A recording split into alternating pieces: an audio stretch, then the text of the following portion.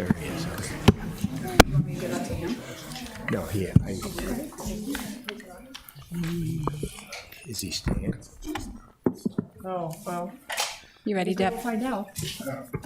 Are you ready, Deb? I am. Okay. I emailed. Welcome to the Sarpy County Board of Equalization meeting. Today is Tuesday, September 12th, 2023. It's 3:00 p.m. We'll call the meeting to order. A copy of the Nebraska Open Meetings Act is located on the north wall of the county boardroom.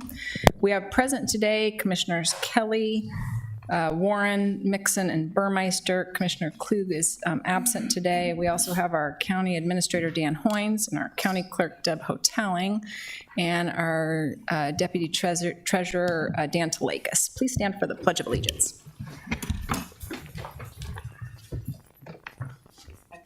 Allegiance to the flag of the United States of America and to the republic for which it stands, one nation, under God, indivisible, with liberty and justice for all.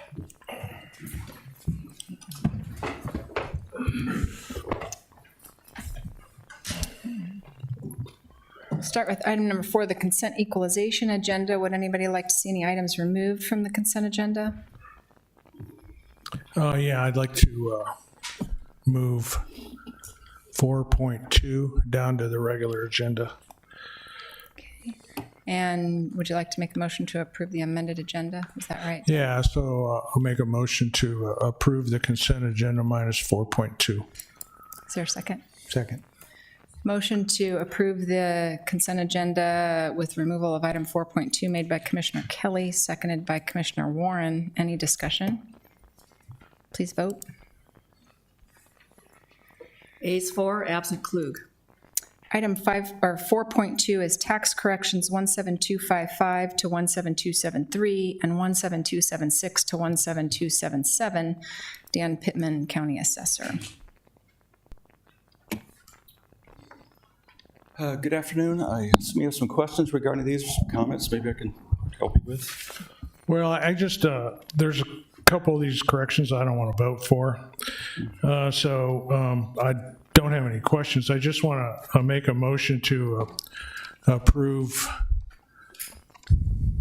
item 4.2 with the exception of the following tax corrections: 17,259 through 17,270, 17,272 and 17,273, 17,276 and 17,277. Is there a second? I'll second that. Motion made by Commissioner Kelly to approve several tax corrections with a second by Commissioner Warren. Any discussion? Wait a minute, to approve or to not, is to not approve, is that correct? If I'm right, what is it, to approve or not approve? I want to approve all the tax corrections that are Except listed these. minus the ones I accepted Okay, out. that's what I thought, okay. Do you know which ones are approved then, Deb? So Well, 17255, 56, 57, 58. okay. And then that's it, Dan. Am I right on that one? Okay, I thought so.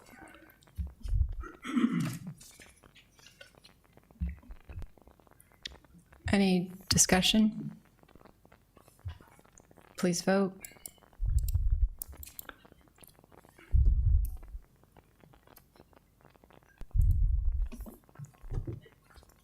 Ayes 4, absent Klug. Okay, and then I want to make a motion to not approve, I guess, what would be the right terminology, to reject the tax corrections 259 through 270. These are all prefixed by 17. So 259 through 270, 272, 273, 276, and 277. 271 also. 271, no, that was good with that. I think Okay. that was already approved. Okay.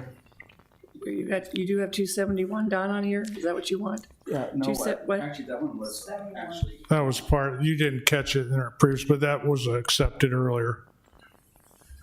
So that's the motion, to reject the tax corrections for those. Are we okay on language, Annie? Well, wait, because I've got to make sure we've got these numbers right. Okay, Don, you're at 7,259 to 7,270, Right, and then you're 1,2727 to 1,273, or 73, and then you've got 1,7276 to 1,7277. Right. And those are the ones you're not approving. correct. Those are all Turk orders or Turk changes. Okay, hold on. And the Turk is well within their power to do whatever they want, and I'm within my power to vote against Okay, it. So that's that's kind of why I'm making that, singling them out. Okay, so we've got, okay. Well, I've got, all right. You okay, Deb? I think so. So are Okay. you, okay, yeah, go ahead. Okay, and is the terminology okay, Annie? Terminology of voting to reject is acceptable. Okay. Is there a second to that motion? There's a second. Okay, so motion to reject made by Commissioner Kelly, second by Commissioner Warren. Discussion? No, I think Don summed it up, and I'm the same thing. I mean, Turk can do whatever they want, but I don't have to approve what they do. That's my prerogative. If I have a choice to vote yes or no, I will reject it. And when you look at the amount of time that it takes us with Turk stuff and the amount of concessions, the money back versus the money out, it's really a wash. And I haven't no idea what the legal fees cost, so it's an overall detriment to the taxpayers. Well, and the other part, and I didn't take time to go back and look at each one of these, but a couple of these names I remember distinctly. And I also remember that at that time, the Board of Equalization sided with the referee who recommended that we lower the tax, and now Turk's going back and putting it back in there. So I voted for lowering the taxes in good conscience. I can't turn around and now that would be hypocritical to say, oh, no, now I approve the increase in tax. So again, it's really frivolous, unfortunately, because we sit up here in judgment, but we don't, because the Turk gets the ultimate decision, and that's the way it is. So doesn't mean I have to validate their decision because I don't agree with it. And I think we already demonstrated that in 2018, 2019, 2020, and every other year listed there. So I guess, just for the record, these are always hard because I agree philosophically with the points being made on this topic. And my only frame of reference is my other job where I work as an attorney. I liken this to a mandate from an appellate court that requires the lower court to do something. And so, and then not doing it has some consequences to the county. So even though I disagree with the ruling that Turk made, I don't think I have the legal authority, and I'm worried about the risk of going against the mandate that's come back to us in this case. I mean, why does it come back to us then if we can't vote against it? What's the point? That's my point, I It's, as guess. Commissioner Burmeister mentioned, it's basically a higher court, for lack of a better term, issuing a Okay, mandate for a lower then it court. should be settled and done. Why does it have to come back and be validated by me? Because no changes can be made to the tax roll without the okay of the Board of Commissioners. Okay, And well- so it's an administrative action to make corrections to the tax roll. Okay. Well, I get that, but I think we already adjudicated these in the years of the tax originally came up, and we sided with the taxpayer in those cases, and now 3, in some cases, 5 years later. So I'm glad the higher court, brought their wisdom to bear, but I just don't agree with it, so I'm not going to vote for it. So just to clarify, and I guess I'll ask legal this. If we vote to not allow these, what happens? Turk is able to enter a writ, basically requiring enforcement of the action, and any costs associated with that enforcement become due to the county. Any what? Any costs associated with that enforcement action, the county will be liable for paying. In addition?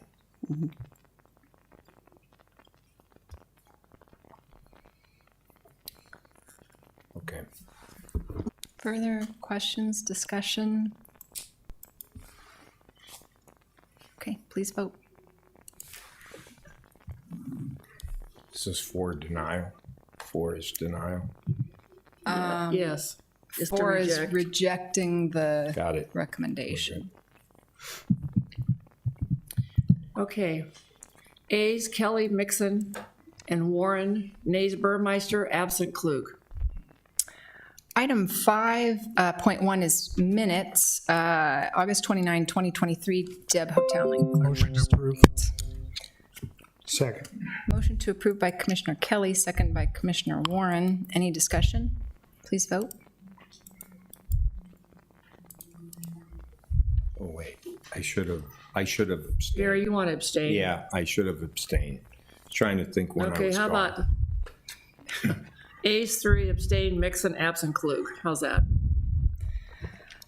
Item 5.2 is tax corrections 17274 to 17275, Dan Pittman, County Assessor. These are personal property for a company that moved their operation out of Sarpy County into Merritt County, where they've reported their property taxes there.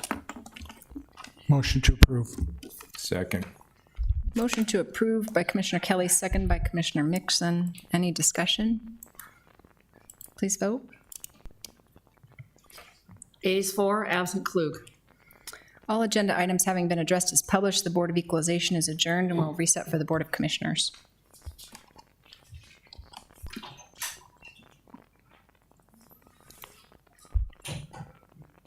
Okay. Okay. We'll call to order the Board of Commissioners meeting for today, September 12th, 2023. It's 3:12 p.m. We have present today Commissioner Kelly, Warren, Mixon, and Burmeister, along with our County Administrator Dan Hoynes and our County Clerk Deb Hoteling. We'll start with awards, proclamations, and presentations. Item 3.1 is Child Support Incentive Payment. Sarah Preisinger, Child Support Division Lead Attorney.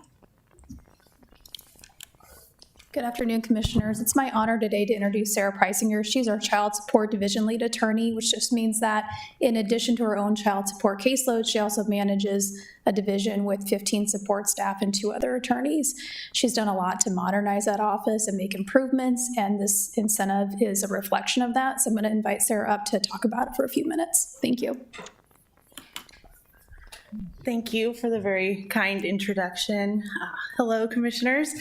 I come here to see you today with 2 pieces of good news. The first is that I want to highlight the work that's going on in our division and the positive financial impact it's having on the county. The second, as Bonnie has heard me say before, I always tell people I could talk about child support for anywhere between 3 minutes and 3 hours. And so the second piece of good news I have for you is I promise to keep to the lower end of that range today. But should you have any further interest, please don't hesitate to give me a call and we can chat all day about those details. Just to give you some background about the work that our division does, we have 2 primary functions. First, we establish new orders for paternity and support in cases where there is not one, and we get a request either from a parent or from the Public Assistance Office asking that we enter an order for support of children. We also then enforce orders that are already in place. We do that both through administrative means, things like withholding from wages, suspending driver's licenses, as well as through court actions when those are necessary, contempt actions for parents who might not be paying support or complying with court orders, modifications as they are appropriate. Our program itself is laid out by the 4D section of the Social Security Act, which then delineates 2 really critical sources of funding, the second of which is really what I want to highlight today. The first is that we do on a quarterly basis, as I suspect this board is well aware, receive a 2/3 reimbursement of all of our operating expenses that filters down to us from the federal, state, and then here to the local level. And as I said, what I really want to highlight today are the incentive funds that we are also eligible to receive on an annual basis. And those incentive funds are based on our performance across 5 metrics that are set by the federal government. We just recently received our incentive funds for the 2021 fiscal year. The federal government does tend to run a little behind on those for time for data collection and processing. Though 3 previous fiscal years to 2021 were all record setters in themselves. They ranged between $142,000 and $147,000 each year. This most recent payment, based on the fact that we have improved our performance, in all 5 of those metric areas, is a record, and I'm happy to report that just over $161,000 has come back to the county, back to our program this year from those incentive funds. And I would be remiss if, in closing, I did not highlight for you the fact that this work, that these funds would not be coming back to the county if it weren't for the consistent, dedicated work of the people in our division. They work really hard every day to make sure that they are advocating for kids, that they are treating parents on both sides of their cases with compassion and respect. And I would not be standing here before you today with this good news if it were not for that. I'm hopeful and confident that we're going to continue to improve, continue to grow our program. And I think as we do that, we're going to be able to continue to both help Sarpy kids and, frankly, save Sarpy taxpayers as well. If there are any questions, I'm happy to entertain them, or I will just wait for your eager phone calls to talk for hours about child support. It's an annual incentive? The determination of those funds is annual, yes. And Okay. it comes separately from our quarterly reimbursements as a lump sum that comes back into the general fund. Okay, so that was 2021? Yes, correct? for that fiscal year. $161,000? Yes, the precise number is $161,090. Okay, I missed that, sorry. No, that's excellent, and I commend you and your staff. That's, I'm looking, I'm hearing this, and I'm just, I guess I'm beyond words here. I mean, I think that's just great, and it's outstanding, and thank you very much. Thank you for those kind words. Any other questions for Sarah? Thanks so much, Sarah. Appreciate it. Thank you very much for your Thanks for your time. hard work. Item number 4 is Commissioner Administrator announcements and comments. We'll start with Commissioner Kelly. Yeah, yesterday was 911, and I'm a little hobbled, so I don't get as mobile as I have been. So I had a chance to watch a lot of the ceremonies on TV and the tolling of the bell, and I think, like most people in this room, you know, we know exactly where we were when those planes flew into the World Trade Center and into the Pentagon and into the field in Pennsylvania. I was at the Air Force War College down in Montgomery, Alabama, and we were getting ready to start our class work at 8 o'clock when just before that, when the first plane flew in, and then we just kind of sat there dumbfounded for the next, like everybody else, 3 hours or so. Well, events unfolded, and not knowing how many other planes were in the sky at the time. But that day shaped my adult life. I'm sure it shaped a lot of lives for the people in this room and elsewhere. And so I thought it was just a fitting tribute to honor those over 3,000 people that were killed that day. But, you know, there were thousands more that were killed trying to root out the evil that strategized, planned, and executed that attack. And we got to become very familiar over the coming years after that with places that aren't real desirable in the Hindu mountains of Afghanistan and other places, trying to make sure that that never happened again. So I guess just really bringing this up because Jose came up and asked me about it. I hadn't even really thought about it before the meeting today, and I said, well, you know, I think it'd be appropriate to say a few words about it. So, because I think it's really important, you know, say what you want, but on 9/12, 2001, we were one nation, one people, one country, pulling together for what's right, and it just seems like that sense of unity has been slipping away these past 22 years. And so I think by asking you and everybody else to remember that day, it will bring us back toward that that goal of becoming a true United States again, and putting all the political bickering and politics aside and do what's best, not only for our country and our families and our children, but for the world. And I mean, you know, we remember it one day, but for people that had friends or relatives that lost their lives that day or in subsequent military actions afterwards, they relive that day every day. So I would just ask you to keep in mind that, keep that in mind when you see a person in uniform, or you see a sheriff deputy, or you see a firefighter or a first responder, because when we needed them the most, they ran toward the sound of danger, not away from it. And that's one of the best attributes of the American spirit that you'll ever see displayed. So just wanted to share that with you. Thanks.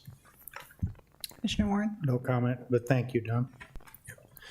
Just to add a little bit, Don, thank you for those comments. And it also, on Sunday morning, and I kudos to Russ Zeeb and the Shadow Lake Hy-Vee, they also had a celebration for the first responders.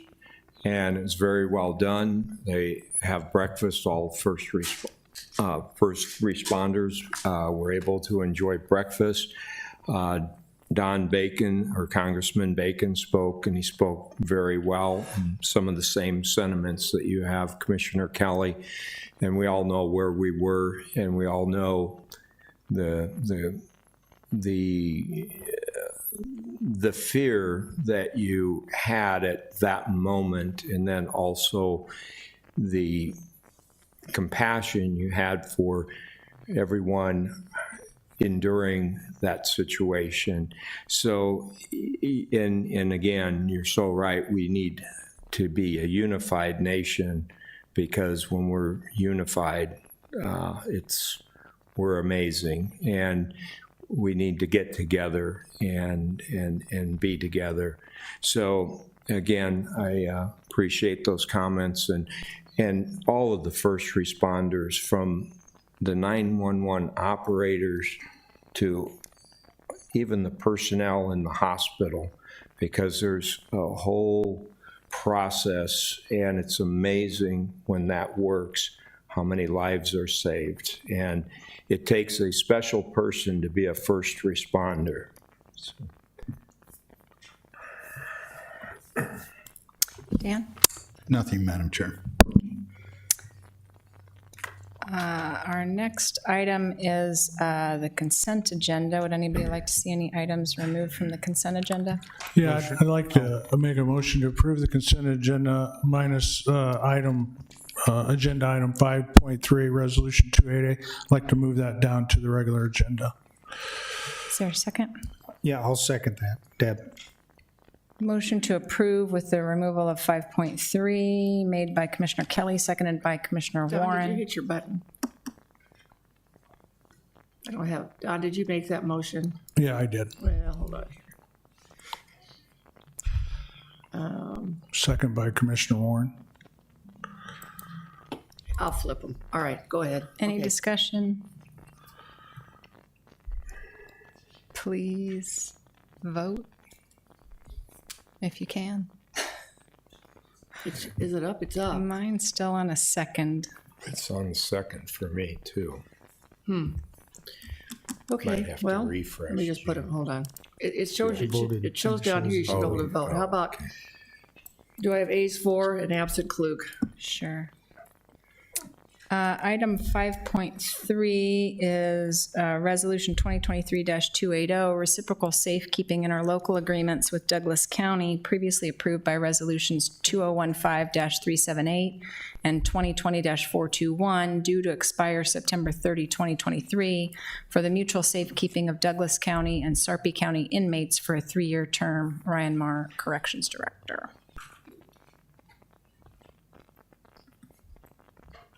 Good afternoon, Commissioners. Resolution 280, as stated, has needed to renew her contract with Douglas County.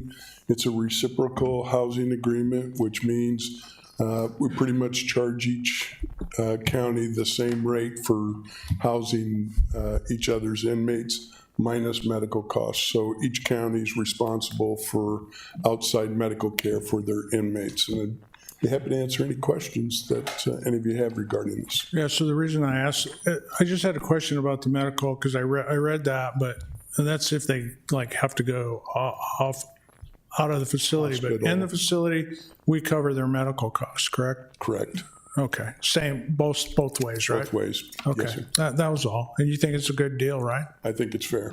Okay, Yeah. great. This per diem rate listed in here will change October 1st. It's going to go up to $99.09, which will put us really close to our agreement with the marshals as well. So it's very fair. Okay, motion to approve. Second. Motion to approve by Commissioner Kelly, second by Commissioner Mixon. Any discussion? Please vote. Ayes 4, absent Klug.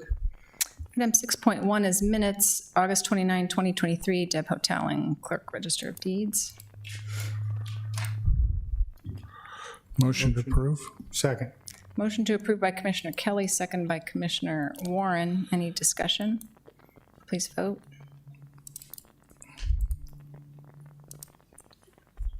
Okay. Ayes 3, abstain Mixon, absent Klug. Item 6.2 is minutes, September 5th, 2023. Deb Hoteling, Clerk Register of Deeds. Motion to approve. Second. Motion to approve by Commissioner Kelly, second by Commissioner Mixon. Any discussion? Please vote. That should be an abstain on mine. Okay, I'm gonna move you over, okay, Jim? What's that? There you go. I moved you over. Thank you. Ayes 3, abstain Warren, absent Klug. Item 6.3 is Resolution 2023-285, Treasurer's Verification of Sheriff's Office Report on 2021 Distress Warrants and Itemized Report, and direct the Treasurer to pursue legal avenues. Daniel Talakis, Chief Deputy Treasurer. Good afternoon, Commissioners. On August 1st of this year, at that board meeting, you all received a report from the Sheriff's Office that was a status summary on 2021 distress warrants and 2022 distress warrants.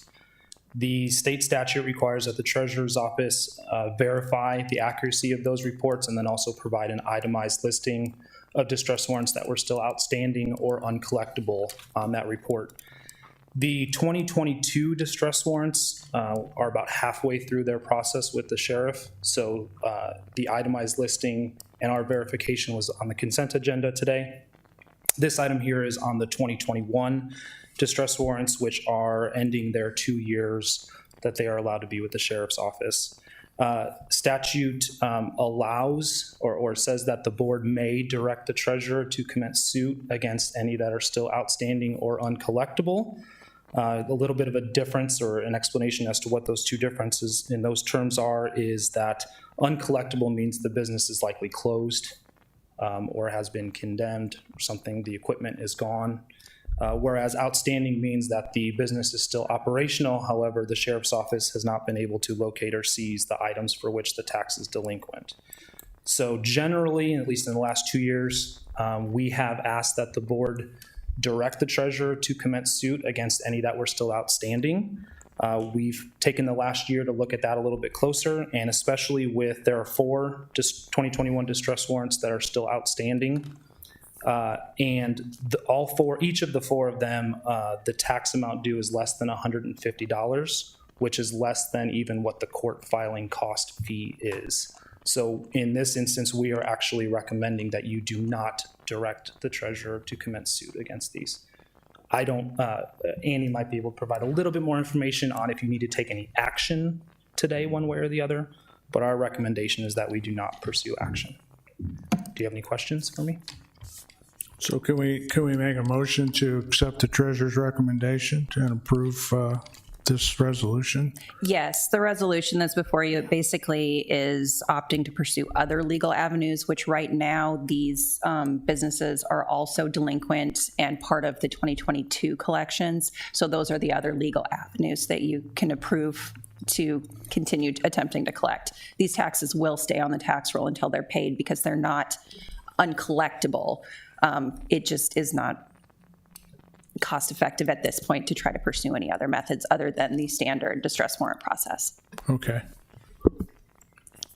Any other questions for Dan or Annie? So the motion would be to approve Resolution 285 and accept the treasurer's recommendation. Second. Okay, motion by Commissioner Kelly to approve, second by Commissioner Warren. Any discussion? Please vote.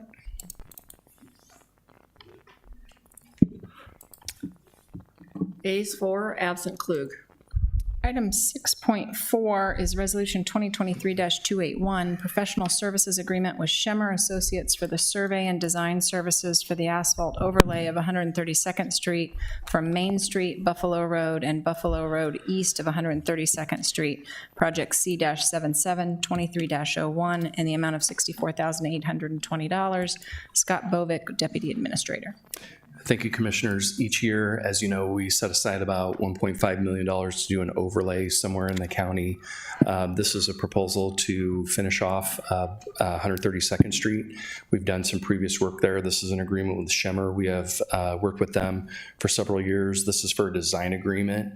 I believe the County Engineer's Office wants to provide the construction management in-house to save some funds, and they've worked with Schemmer in that manner previously. The map that I'm showing to you is just to show you that over the last 10 years or so, we've invested to improve 132nd Street, 7 miles actually of 132nd Street. In 2013, the red section that you see was actually a gravel road with an old bridge, and the County Engineer's Office, County Board funded a project to pave that and add a culvert that will allow for 3 lanes through that area. In 2020, we did an overlay adjacent to close to Springfield city limits there, 2023 from Highway 370 down to Capehart Road, and then this would be 132nd from Fairview Road south, or Main Street south to Buffalo Road. And then what you don't see on this map is us carrying that overlay to the east a bit, north of the Villa Springs subdivision and the developments in that area. Design should be complete by the end of this year, and then we would look at construction in spring of 24, and usually those happen when the weather improves, when school is out, and then we typically pay this construction cost in the following fiscal year. That I'm happy to answer any questions. Questions for Scott? Motion to approve. Second. Motion to approve by Commissioner Warren, second by Commissioner Kelly. Any discussion? Please vote. Ayes 4, absent Klug. Item 6.5 is Resolution 2023-287, appoint Jeff Mikesell as Sarpy County Treasurer for the remainder of the current term.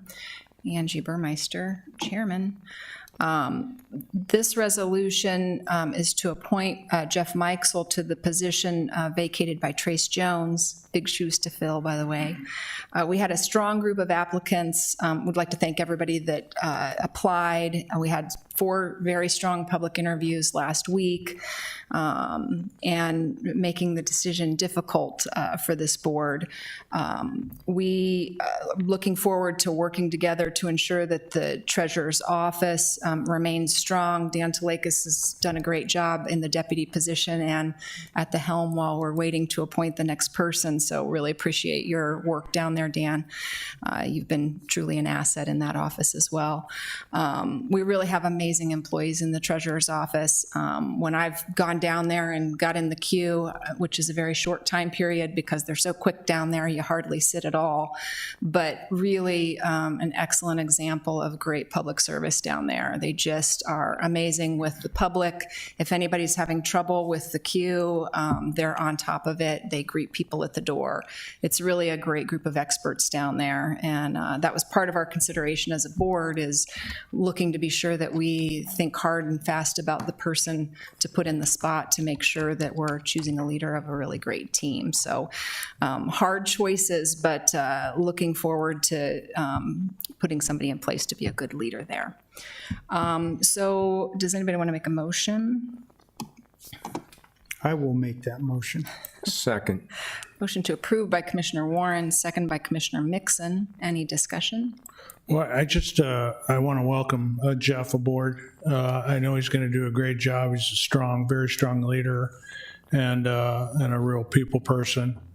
And also like to thank Dan Talakis for his leadership over the past 12 days as the interim treasurer. But really deeper in that, I mean, you've done so much since you've come on board to keep our treasurer's office on track and actually make it better than it ever was before. So I appreciate your leadership and look forward to you and Jeff making a strong team even stronger. So. Any other discussion? Please vote. Ayes 4, absent Klug. Perfect. Jeff Mikesell, we'd like to welcome you aboard. If you'd like to come up and introduce yourself briefly, we'd like to say hello and welcome you on and look forward to working with you.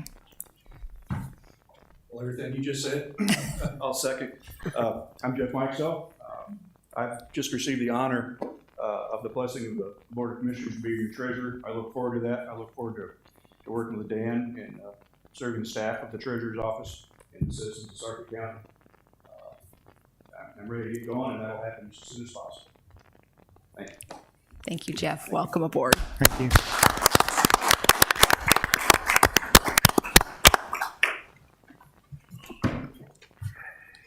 Item 7.1 is discussion, Community Corrections Report. Jake Burst, Community Corrections Director.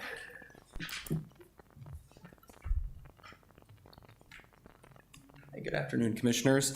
I'm going to hand out a report here. The one that is up on the agenda is outdated by a month. So, if you don't mind the hard copy. All right. Thank you. Thank you. Thank you. So this just has an extra month's worth of data. Like I said, the one online, the most recent data you have is from the month of July, which is also in this hard copy I gave you. Just some of the differences between the months. I mean, July was a little bit of a slower month for us in terms of the number of placements on programming. And then August, things jumped up significantly as far as our pretrial services placements was up about 33% from the month of July. We had 308 total clients participate on pretrial release in the month of August. And then the year-to-date totals there, as always, are down below in the red. 373 placements so far in 2023, 610 participants, 519 screenings, with a little over 56,000 jail beds saved at $7.6 million. So the updated graphs are on the third page there. In the green, you can see the screenings are up for the month of August, as well as the placements from July. Down below our electronic monitoring, you'll see we've had our busiest month as far as GPS monitoring goes. We had almost 100 people at some point during the month subject to GPS monitoring. And then on our final graph here, our mental health case management statistics, August was also our busiest month as far as total program participants. We had 7 new placements on the program with 44 total participants at some point in the month of August. So I ran through that kind of quick, but if you guys have any questions, I'd be happy to answer them. Any questions for Jake? Jake, do you have a copy for the clerk? Yes. Would you like it? I have one too. Thank you. Thank you. Perfect. Thanks so much, Jake. Okay, thank you. Appreciate it. Thank you. Thank you. Item 7.2 is Juvenile Corrections Report. Tammy Steensma, Juvenile Services Director. Thank you very much. Thanks, Tammy. Thank you. Thank you. Good afternoon, Commissioners. Just like with Jake, my report was outdated since our meeting in August was canceled, and so we had to just give you paper copies of our current report, which will be for July and August. Our bookings and holdover admissions were pretty steady through the month of August and July. We did not have any youth in our alternative school since we weren't running that in July, but we have already picked up numbers in August, and our reporting center went from 6 to 44 between July and August. The next page has our medical statistics, and we still are doing a lot of assessments. We have a lot of youth on medication and psych visits. I also talk about usually when I'm here during our, how many youth are on psych meds. So you can see in July, we had 12 that were on psych meds for a total of 30 meds, and 10 were on psych meds for a total of 32 meds. So I actually do the math, but that's three psych meds per youth. And then we went from our mental health watches in July from 20 to 15 in August. Then the next 2 pages are just my usual map that I will show you. We have not entered into any new counties for the July and August months, but we did have several other counties that were utilizing our services at the detention center. And then just wanted to let you know what we did this summer at the Juvenile Justice Center. We had a lot of summer programming, so although our school is only in session for summer school for a short period of time, we do have other programming that is going on. So as you know, I'm a proponent of community relations, and 4-H, RISE, Love and Light, Counseling, One Heart Project, were all guests at our facility this summer to provide life skills and mentoring and different type of programming for the youth that we have in detention. And I'd be happy to answer any questions that you might have. Questions for Tammy? The average length of stay, 17 days, is that right? Yes, that's correct. Is that normal? That's actually a high little or bit lower. Lower? Our average length of stay has been increasing up to 30 days.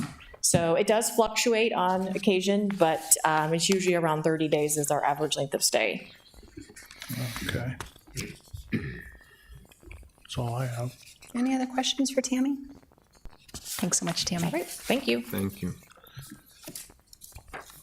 Oh, wait, Tammy, I did have one more question. It's about the psychiatric referrals. Do we have a contract for that, or how's that work? So we have, with Heartland Family Service through Region 6 funding, we have a full-time therapist and then an APRN that will come once a week for all of our psych meds. And that's for youth that are in Sarpy County as well as out of Sarpy County. But if anybody has their own provider, then that's who we will go through as well. And we, of course, go through insurance and Medicaid. So Region 6 is a partner in that then? That's correct. Okay, thank you. You're welcome. Thanks. I see our next item is executive session, but I was thinking we should recess and do corrections, or is there? I think we can do corrections now. Okay. So wait, hold on a minute. Can we go and recess and then come back? Okay. All right, so you just want to recess right now? Yeah.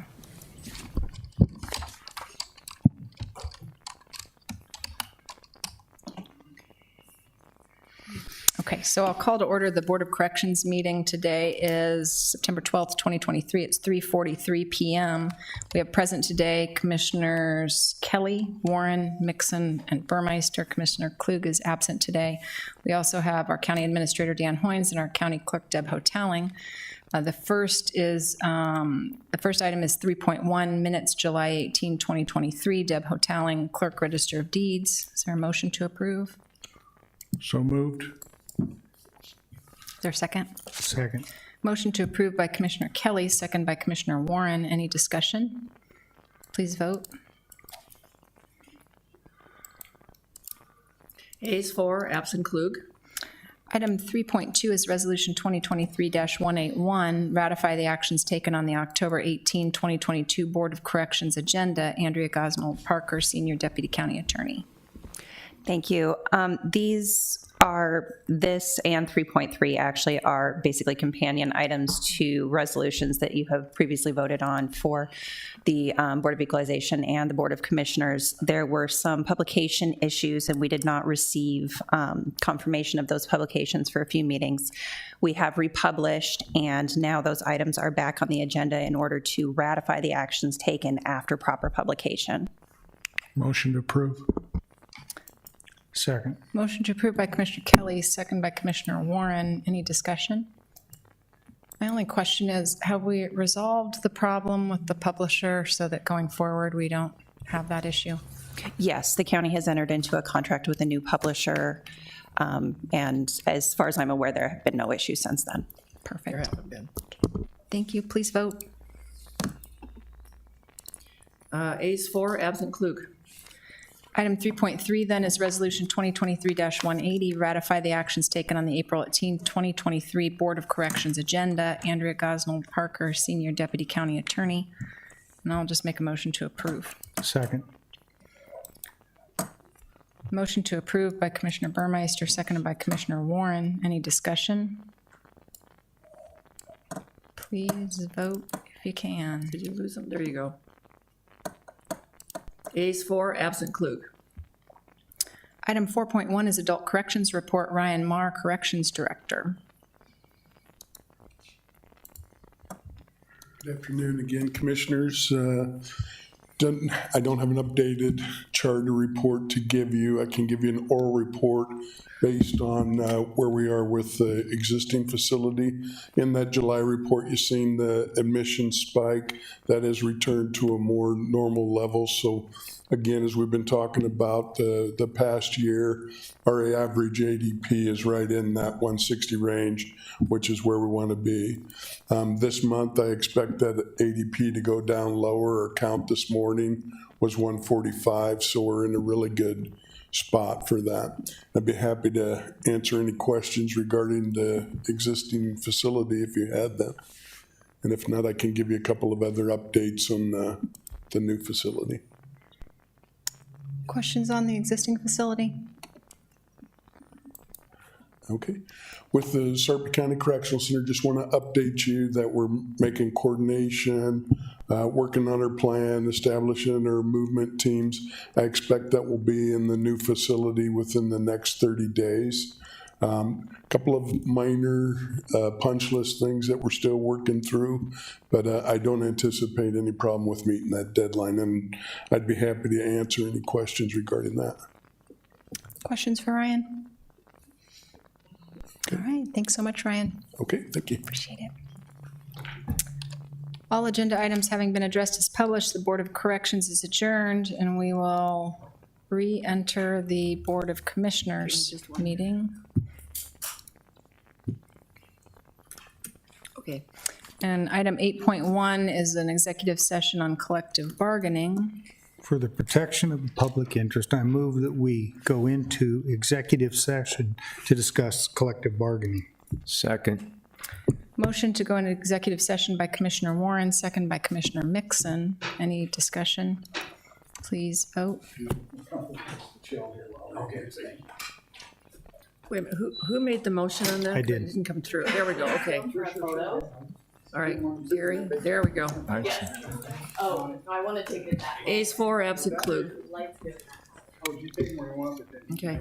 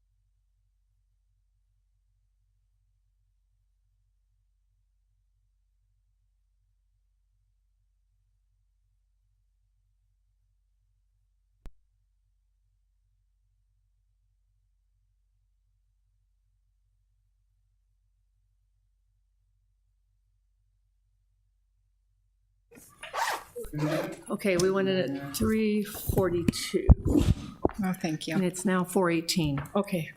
Okay, it's now 4:18 at 3:42, is that what you said? Yes. Okay, we went into executive session where our discussion was restricted to collective bargaining. I need a motion that we return. So moved. Second. Hold on, I gotta get you, there you go.